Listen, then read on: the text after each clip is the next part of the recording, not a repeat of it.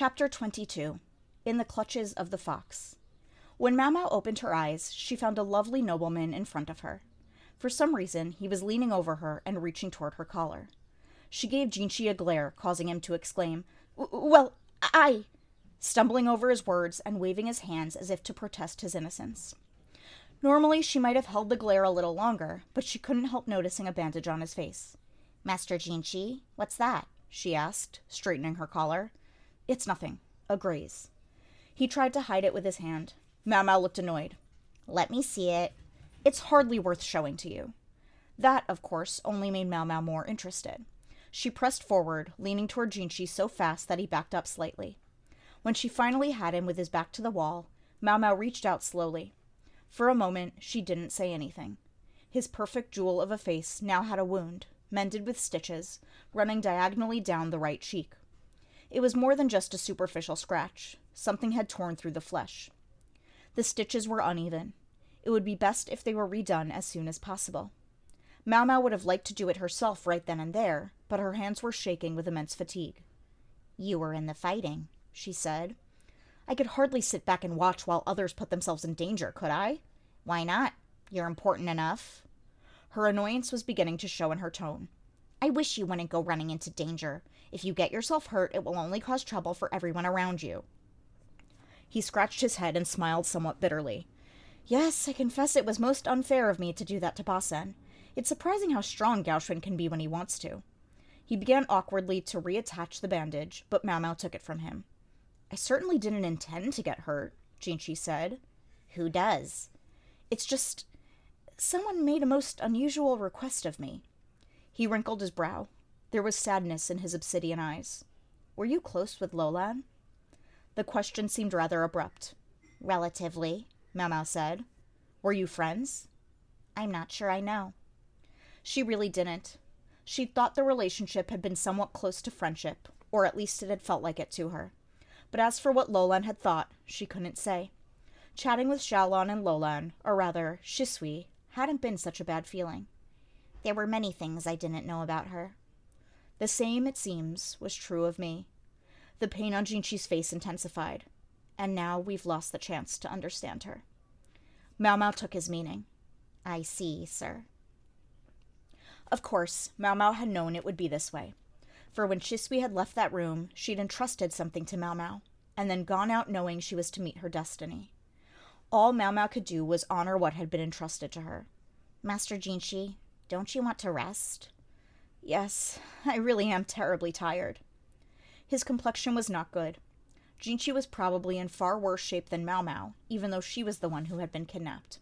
He had unmistakable bags under his eyes, and his lips were dry and dull. The obvious thing would have been for him to return to his own carriage and sleep, but to Mau Mau's amazement, he lay down on the pelt in her own vehicle. Mau Mau let her frustration show on her face. "I must ask that you not sleep here, Master Jinchi." "Why not? I'm tired." "Surely I shouldn't have to explain." Mau Mau looked around. There were 5 bundles in the carriage with them, the children of the Shi clan. "This place is impure." "I'm aware of that." "Then why?" Before she could finish speaking, he grabbed her wrist and pulled her close. His hand felt very cold. They found themselves lying, facing each other on the animal skin. "Then why are you here?" "Even I know to take pity on children," she said, reciting the words she'd rehearsed. "Do you? I wonder." Still lying there, Jinchi cocked his head. "Didn't your teacher in medicine forbid you from touching dead bodies?" "Curse him for remembering that." Mau Mau fought the urge to scowl openly. "Considering he felt the need to issue such a stricture, I don't think you would last very long in a place like this," Jinchi said. He picked the worst times to have sharp intuition. Mau Mau struggled to think of some way to escape the eyes that now studied her so intently. While she was frozen in thought, Jinchi reached out again. He turned her collar back. "And what happened to you?" he asked, frowning. The skin under her collar bore a dark, ugly bruise where Shenmei had hit Mau Mau with her fan. Mau Mau was a little embarrassed, but decided it would be best to move things along promptly. "I met someone who was less than nice." "You were attacked," Jinchi said, his voice icy. "It was a woman," Mau Mau made sure to add. Jinchi seemed awfully concerned about everyone else's chastity. She flinched as he ran his fingers along the bruise. You don't think there will be a scar? What, from this? It'll be gone before you know it. Discomfited by the feelings of his fingers on her skin, she backed away, but Jinchi only reached out farther. Finally, Mao Mao resorted to sitting up and straightening her collar. Don't go getting a scar, Jinchi said. I could say the very same thing to you, sir. Jinchi frowned. I'm a man. What's it matter to me? Oh, you quite surpass a man. As if I cared. Then I don't care either. If one scar is enough to obliterate my value, then so be it. And after you gave me such a piece of your mind... Jinchi didn't sit up, but he didn't let go of Mao Mao's wrist either. Some of the warmth was beginning to return to his hand. Am I such that one scar would obliterate my value? He asked, his hand tightening on her wrist. Am I nothing more than my face? Mao Mao instinctively shook her head. Frankly, a bit of a scar might do you good, she said, more honestly than she had meant to. Jinchi was too beautiful. He could only put those who saw him out of sorts. And those around him focused too much on his looks. Even though he wasn't as flowery and delicate as he appeared, Mao Mao thought, he was made of sterner stuff. In her opinion, only a small handful of people around him understood that. Don't you think it makes you look more manly than before? She said. She noticed his lips tighten when she said that. He looked around uneasily, blinked, and shook his head. What's the matter, sir? Jinchi scratched the back of his neck with his free hand. Considering the circumstances, I thought maybe I'd grin and bear it. No need to bear anything. If you're tired, hurry up and get out of here and rest, she had been about to say. But it seemed sleepiness was not what Jinchi was trying to endure.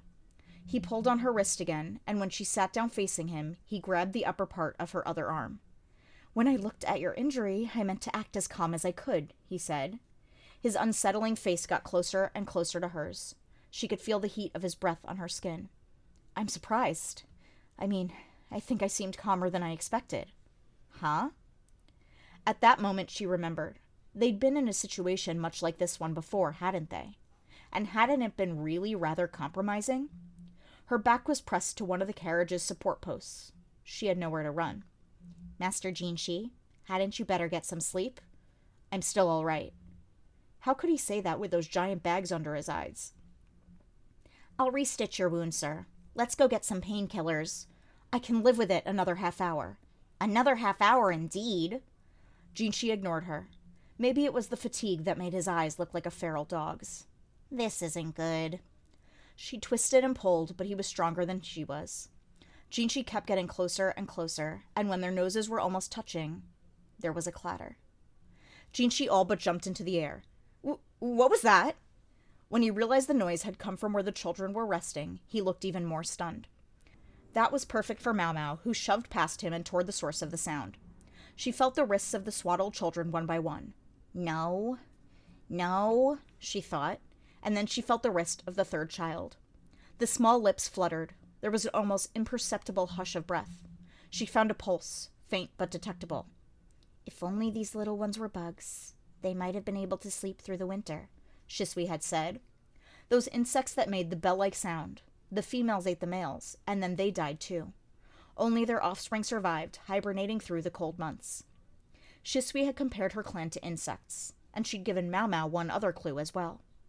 There was another country where, sometimes, the drug was used in secret practices.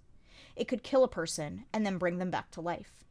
It killed them with poison, but with time, the poison dissipated, and when it was completely neutralized, the dead person was revived.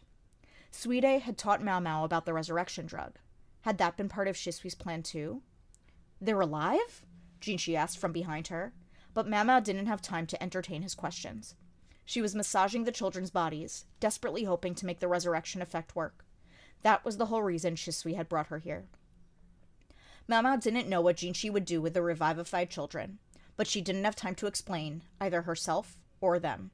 Hot water! Master Jinchi, please, get some hot water, and something to warm them up. Clothes, food, it doesn't matter. Let the dead lie, eh? Jinchi chuckled. She got me. The vixen got what she wanted.